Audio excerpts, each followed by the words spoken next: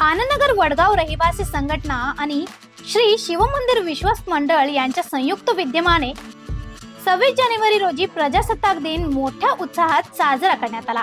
श्री शिवमंदिरच्या प्रांगणात संघटनेचे अध्यक्ष आप्पाजी तुगजी यांच्या हस्ते तिरंगा ध्वजारोहण करण्यात आले। यावेळी श्री एस वेसने यांनी उपस्थितांचे स्वागत केले। कार्यक्रमात BM पाखरे, PA पाटील, उदय महागावकर व PJ घाडी यांनी प्रजासत्ताक दिनाचे महत्त्व विषद करताना जगातील लोकशाही राष्ट्रामध्ये भारत हा खऱ्या अर्थाने लोकशाही प्रजासत्ताक मूल्य जपणारा एकमेव देश असल्याचे प्रतिपादन केले।